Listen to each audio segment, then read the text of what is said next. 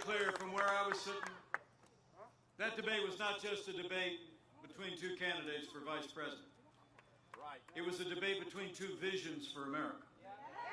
Joe Biden and Kamala Harris want higher taxes, open borders, socialized medicine. They want to abolish fossil fuels, use taxpayer funding to pay for abortion. They want to defund the police and pack the Supreme Court. President Donald Trump's vision for America is a little bit different. President Trump has rebuilt our military. We cut taxes. We rolled back regulation, unleashed American energy, secured our border, supported law enforcement, life and liberty, and the Constitution of the United States. You know, when you compare the Biden-Harris agenda with our agenda, the choice is clear. If you cherish faith and freedom and law and order and life, we need 4 more years of President Donald Trump in the White House.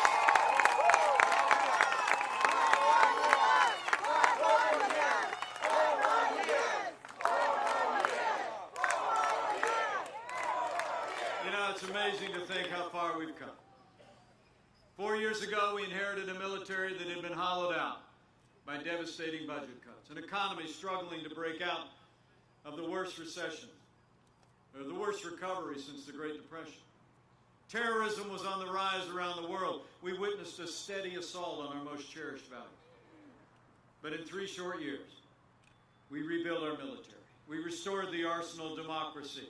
And as the proud father of a United States Marine and the father-in-law of a Navy pilot, I couldn't be more proud to tell you, we are finally giving our soldiers, sailors, airmen, Marines, and Coast Guard and Space Force the support that they need to defend this nation.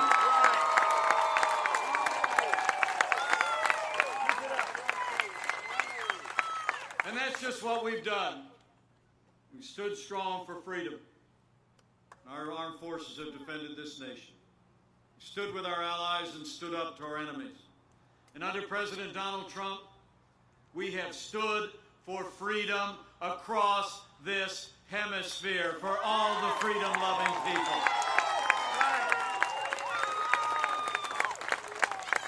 Under President Trump's leadership, the United States was the first nation on earth to recognize President Juan Guaido as the only legitimate president of Venezuela.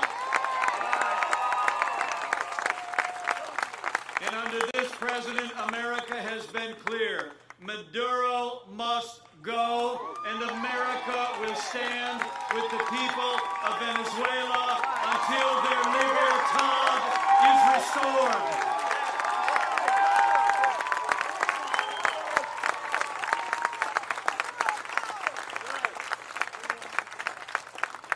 And where Joe Biden, as vice president, served in a time when America was appeasing the communist regime in Havana, President Donald Trump kept the promise that he made to Cuban Americans when he reversed the failed policies of the last administration toward Cuba. In this White House, it will always be, Que viva Cuba Libre!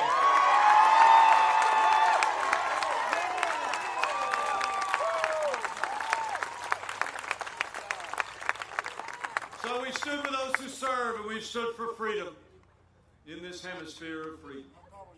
And we've stood every day with all the men and women who have worn the uniform of the United States of America. After years of scandal when Joe Biden was vice president, years of scandal at the VA that literally saw veterans perishing as they waited care, President Donald Trump has passed the most sweeping reforms of the VA in 50 years. We have fired thousands of employees that were not providing the care, and Veterans Choice is now available for every veteran in America.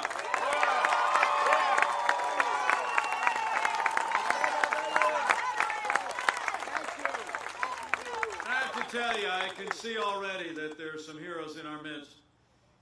If you're able, if you wore the uniform of the United States, would you mind either standing or raising your hand and giving us a chance to say thank you one more time for your service for America?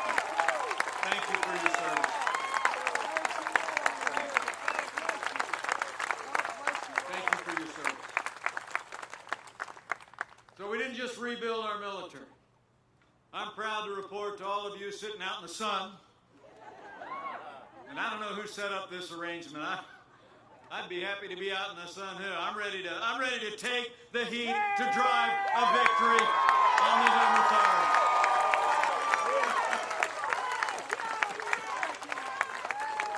Thank you for being here. We didn't just rebuild our military, but this president from day one revived our economy. In our first 3 years, we turned this economy around.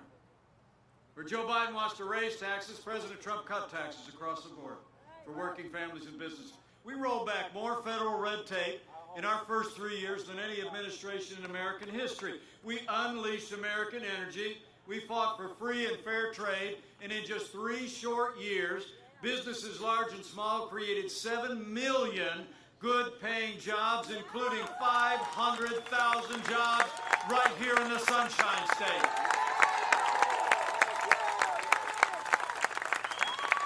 Florida saw its lowest unemployment rate in history, 2.8%. And most important to the president and me, we saw wages rising across the board. And wages were rising most rapidly for hard-working blue-collar Americans. And as I stand here at this Latinos for Trump gathering, I'm proud to report to you. Under this president's leadership, in those first 3 years, we achieved the lowest unemployment ever recorded for Hispanic Americans. Latinos are for Trump because Trump has been a champion of jobs and opportunity for Latino Americans.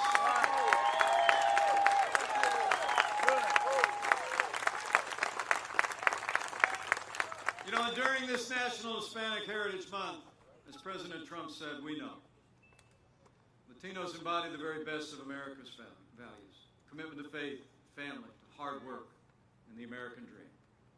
This past summer, the president established what we called the White House Hispanic Prosperity Initiative to continue to build on the momentum that we've made over the last 3.5 years.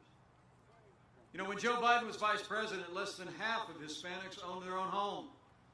But under President Donald Trump, Hispanic home ownership has increased by 11%, and more than half of Hispanics in America are now home owners.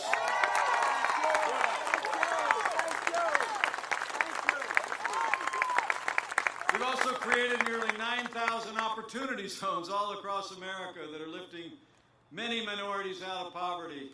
Will have a direct impact on more than 400,000 Hispanics.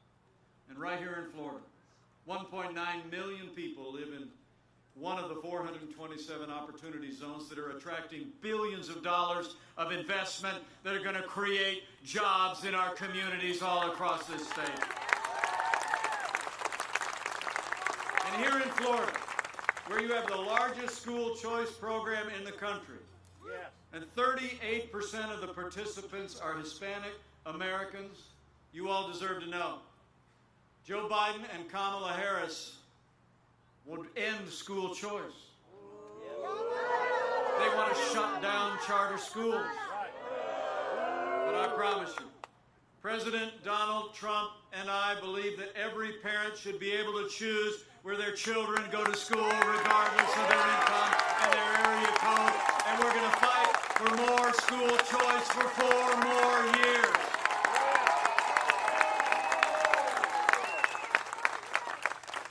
And the results have been incredible. In our first 3 years, Hispanics enjoyed record high graduation rates across the country and record low poverty rates. In fact, since 2016, more than 1 million Hispanic children have been lifted out of poverty. And nearly half of the jobs that were created in our first 3 years went to Hispanic Americans. That's what we call promises made and promises kept.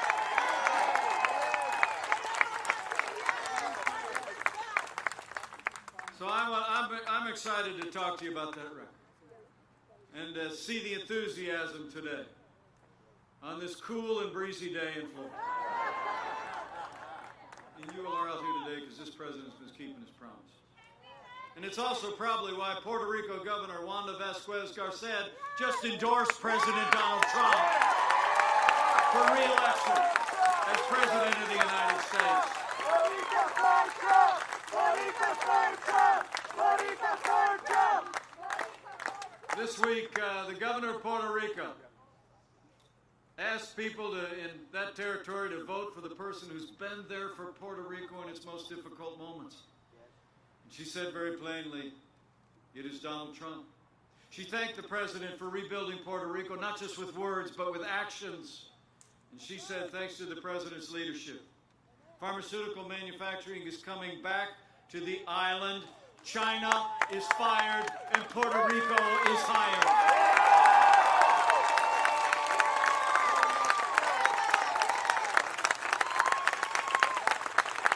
So for Hispanic Americans and every American of every background, we need to re-elect President Donald Trump for 4 more years.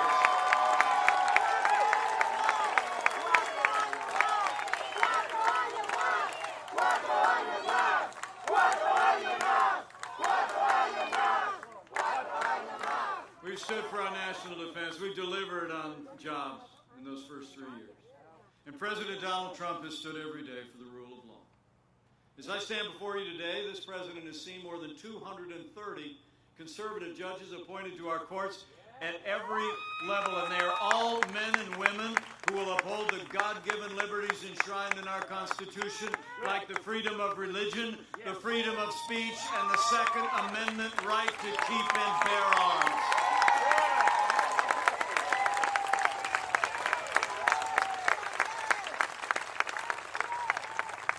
Last month, as a nation, we paused to honor the life and service of the late Justice Ruth Bader Ginsburg.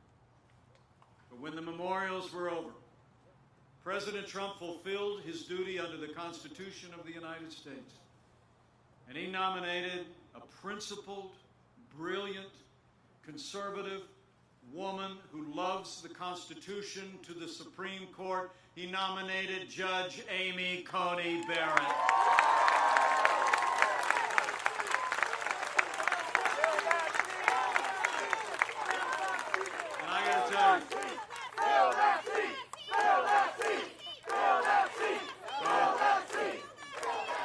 Well, let me make you a promise. After the Senate gets done advising and consenting, we're going to fill that seat.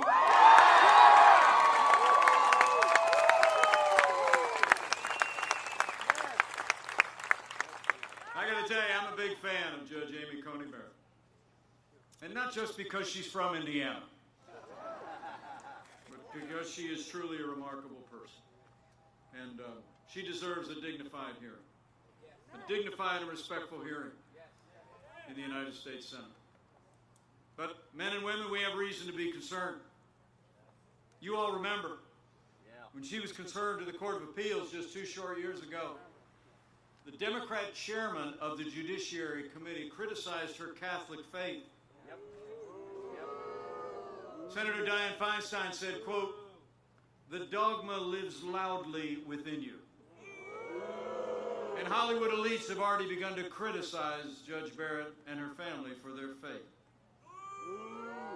Well, I got news for the Democrats and their friends in Hollywood. That dogma lives loudly in me. That dogma lives loudly in you. And the right to live, to work, to worship according to the dictates of our faith lives loudly in the Constitution of the United States of America, and these attacks on Judge Amy Coney Barrett's faith must stop.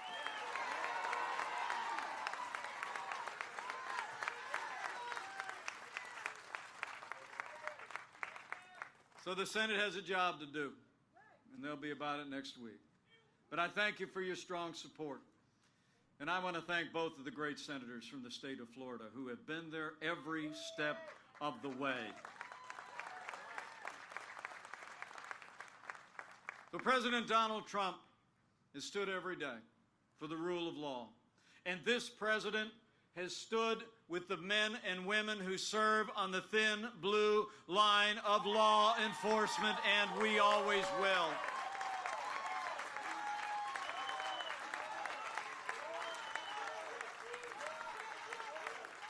Now, you all know what the president and I know. The men and women who serve in law enforcement are some of the best people in this country. And I know people at this Latinos for Trump gathering are proud that Hispanic Americans serve in law enforcement at every level, and half of our border agents in America are Hispanic Americans. And those who serve in law enforcement deserve the respect of every American every single day.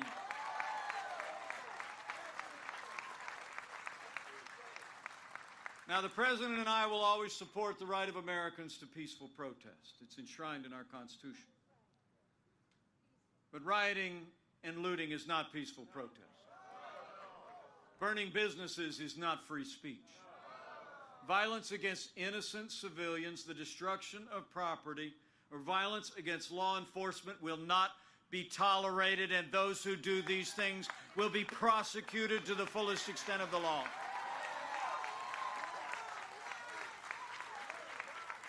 Now, for months, all Joe Biden talked about was peaceful protesters as the American people watched businesses in cities around the country literally burn to the ground. I had a guest at the debate last week, Flora Westbrook. She started a business in Minneapolis 35 years ago. She served the African American community with great pride. She told me the story about how just 2 days after the killing of George Floyd, she watched as the protesters were closer and closer and closer to her business until the night they burned her out. But I spoke to Flora again yesterday. She's back home in Minneapolis. And I told her, America is with you, Flora, and we are going to rebuild bigger and better than ever before.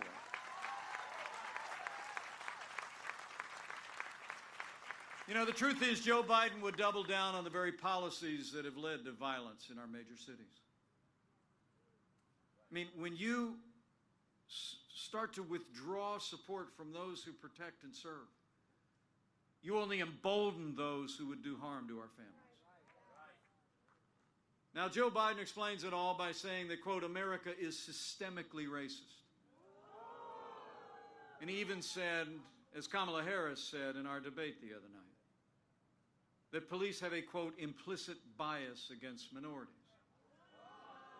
Joe was asked if he supported cutting funding to law enforcement. He said, yes, absolutely. And his running mate recently applauded the decision by the mayor of Los Angeles to cut $150 million from the police budget. Well, I'll make you a promise. Under President Donald Trump, we're not going to defund the police, not now, not ever. We're going to back the blue.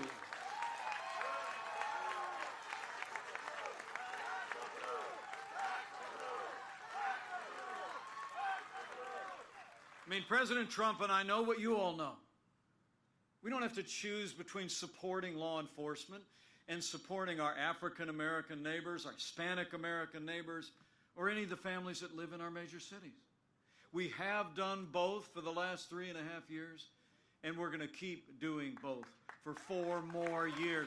We're going to have law and order in every city for every American, regardless of race or creed or color. So help me God.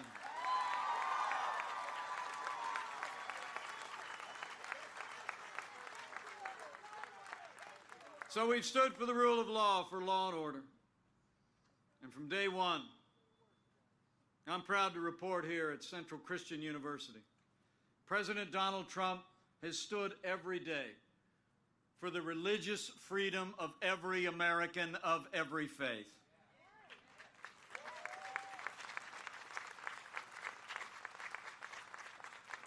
From early on in this administration, our president has reaffirmed our commitment to our first freedom. He took action to protect the conscience rights of doctors and nurses and teachers and religious charities. And President Donald Trump ended the assault of the last administration on the Little Sisters of the Poor. And not long ago, the Supreme Court of the United States made it permanent by a 7-2 vote. Now, you all deserve to know that when Joe Biden was vice president, the last administration literally hauled the Little Sisters of the Poor into federal court. to force them to compromise their faith, to live under the new mandates of Obamacare. But under this president, I promise you, we've stood for religious liberty every single day, and we're going to keep standing for the freedom of religion of every American, of every faith, for 4 more years.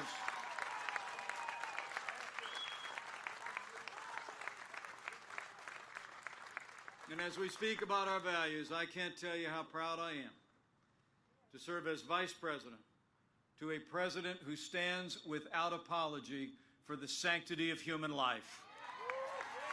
President Donald Trump is the most pro-life president in American history.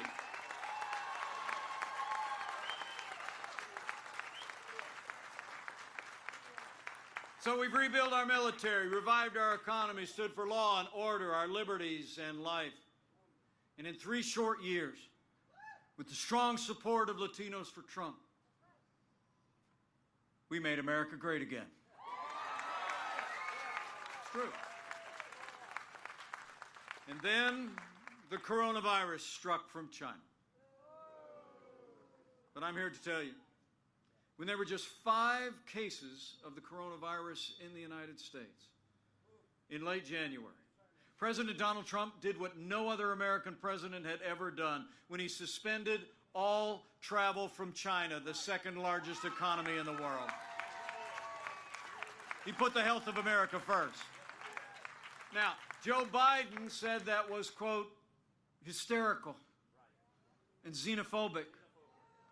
He actually wrote an editorial in January that said that suspending travel would actually make things worse. But I can tell you, as head of the White House Coronavirus Task Force, President Trump's decisive leadership saved untold American lives, and it gave us time to stand up the largest national mobilization since World War II. It's the truth. We reinvented testing. More than 120 million tests done so far. We saw to the manufacture and delivery of hundreds of millions of medical supplies to our incredible doctors and nurses. We're developing medicines that are literally saving lives. And we're on track today.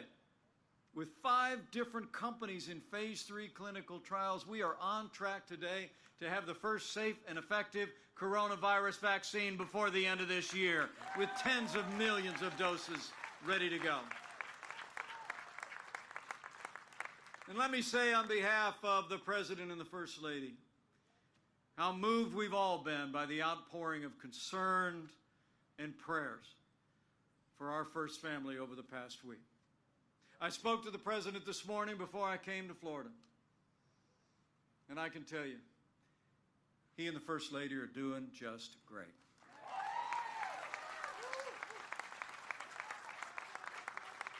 But the President and I both feel the outpouring of concern for them was just emblematic of the love and the concern and the care that's been shown all across this country.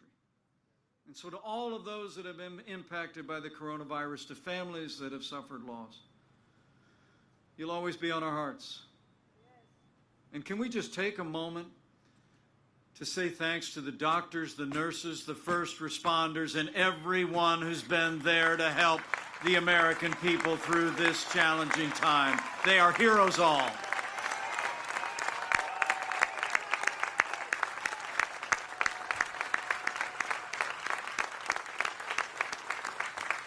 Incredible people. With their help, with your help, we're slowing the spread. We're protecting the vulnerable. We'll keep saving lives. And we're opening up America again. You know, with that strong foundation that President Trump poured in those first 3 years, with the unprecedented economic recovery support for families and businesses, just in the last 5 months alone, after having lost 22 million jobs at the height of this pandemic, we've already seen 11.5 million Americans go back to work, including 631,000 people right here in Florida. We're opening up America. And we're opening up America's schools.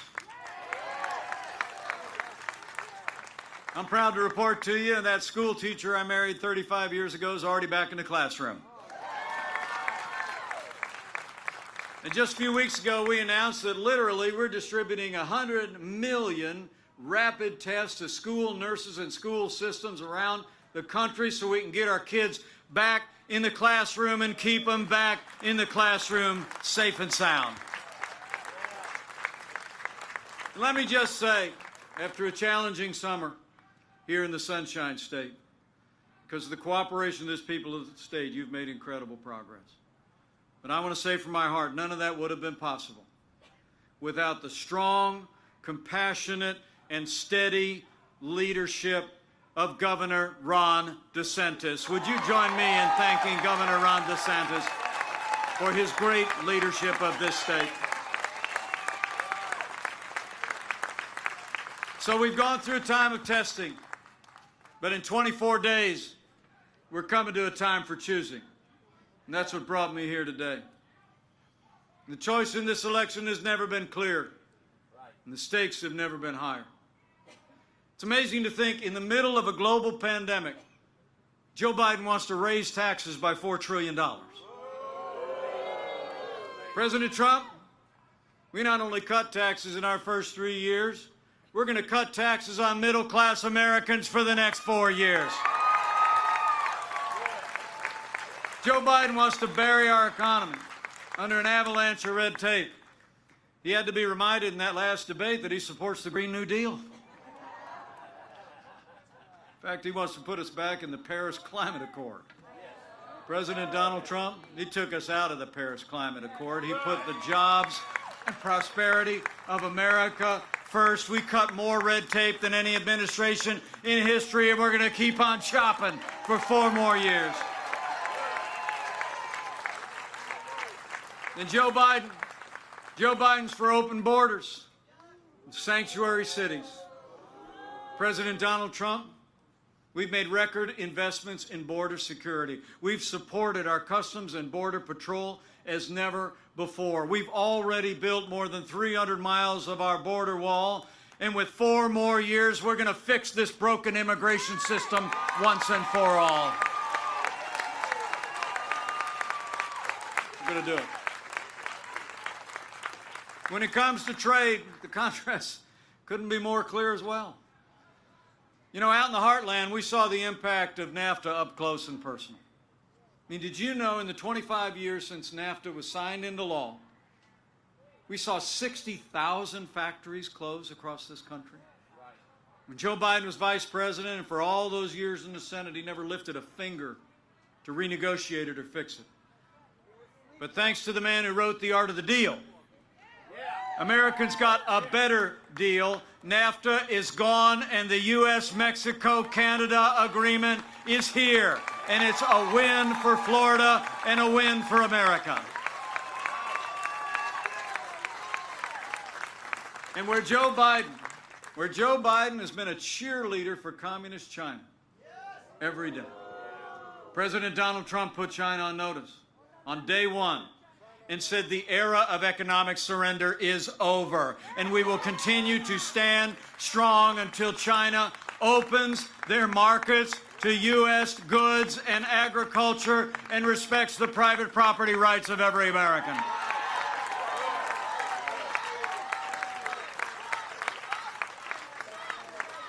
And where Joe Biden and Kamala Harris want a government takeover of health care that would put us on an inexorable path to socialized medicine. I mean, did you see Bernie Sanders the other day reminded the country that he'll be writing the health care reform if they win the Senate? I think Latinos for Trump know better than most. We can reform our health care system, we can protect pre-existing conditions, and we can make sure that America will never be a socialist country.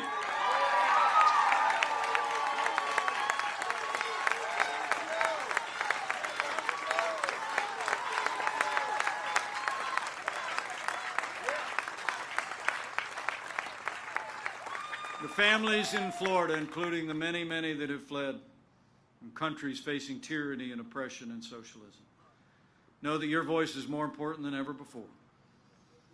And how about Maximo at the Republican National Convention? Wasn't he amazing? He told the story. You know, when you look at their agenda, it's clear. Joe Biden would be nothing more than a Trojan horse for the radical left. I mean, Joe Biden has said that democracy is on the ballot. And I believe our economic recovery is on the ballot. I believe law and order are on the ballot.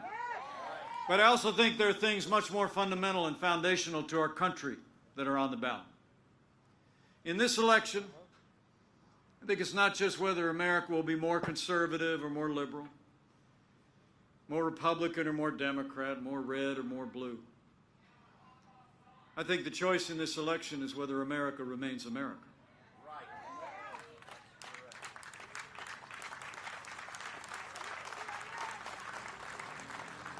It's whether we allow Joe Biden and Kamala Harris to steer our nation on a path of more government and less freedom, the path to socialism and decline, or whether we'll renew our commitment as a nation to the path of freedom, personal responsibility, and a boundless American future. So men and women, for our freedom, and for all the ideals that have always made America great, we need to decide right here and right now that Joe Biden will never be President of the United States of America. We're going to re-elect President Donald Trump for 4 more years.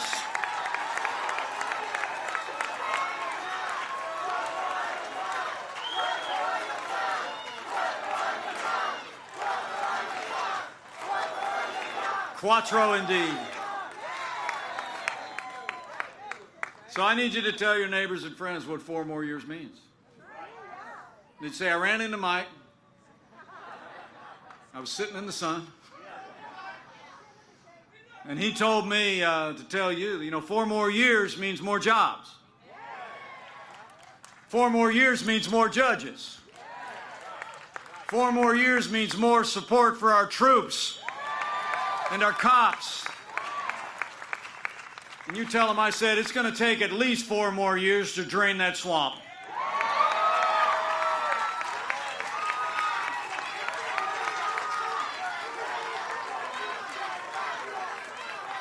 Oh, we're draining it. 4 years ago, a movement was born. A movement of everyday Americans from every walk of life. Here in Florida, you believe we could be strong again. You believe we could be prosperous again. You said yes to President Donald Trump in 2016, and I don't know Florida's going to say yes to 4 more years of President Donald Trump on November 3rd, 2020.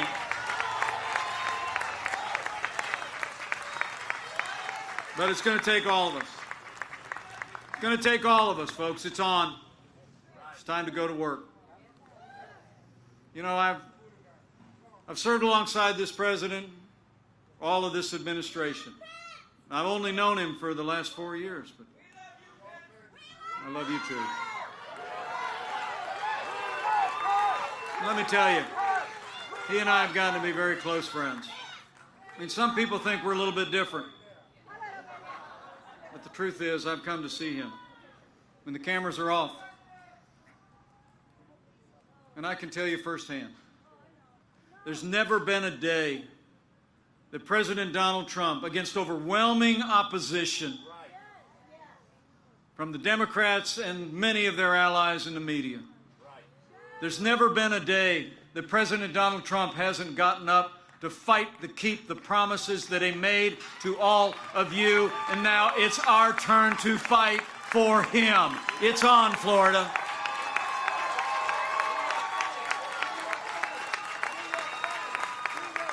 So I need you to bring this passion, bring all your enthusiasm, keep voicing your support. Tell your neighbors and friends all across the Sunshine State and all across America. And tell all the Latinos for Trump why we need this president and all he's done for us. Talk to people at work, at worship. Go out and tell the story. I honestly believe 4 years ago, when all the polls were saying things were going to go a different way, that the American people were talking to one another. You know, the most powerful media in this country is now and always has been word of mouth. And so I want you to remember that there's nothing more powerful than when someone who knows you and respects you hears from you about an issue that you think is important for them and their family and this state and this nation.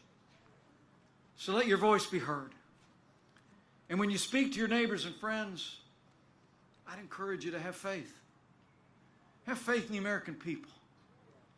You know, I really do believe a careful study of American history proves that every time the American people have been given a clear choice between more freedom or less freedom, the American people choose more freedom every single time. So talk to your neighbors and friends and tell them freedom's on the line and our future of freedom in America. And finally, I'd also encourage you in the 24 days that we have between now and Election Day, standing here at this great Christian university, if you're inclined to bow the head or bend the knee from time to time, I encourage you to do that too. You know, as President Trump often says, this is a nation of faith. You know, the sweetest words the President and I ever hear, as we're traveling all across this country, when people will reach out and say, I'm praying for you. We hear it a lot.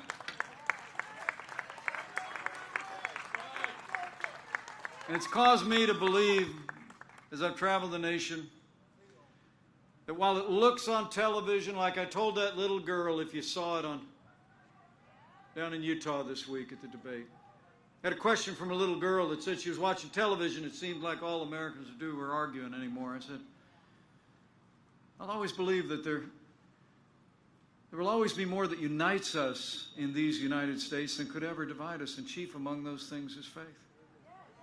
And so in these challenging times of too much division, in the challenging times as we face this global pandemic and its aftermath, as we rebuild and reopen America, I'd just encourage you to pray for America. Pray for all the American people. And when you pray, pray with confidence that if His people who are called by His name will humble themselves and pray and turn, that He'll do like He's always done in much more challenging times than we could possibly imagine. He'll hear from heaven, and He'll heal this land. This one nation, under God, indivisible, with liberty and justice for all. So pray for America, for all the American people. It'll make a difference.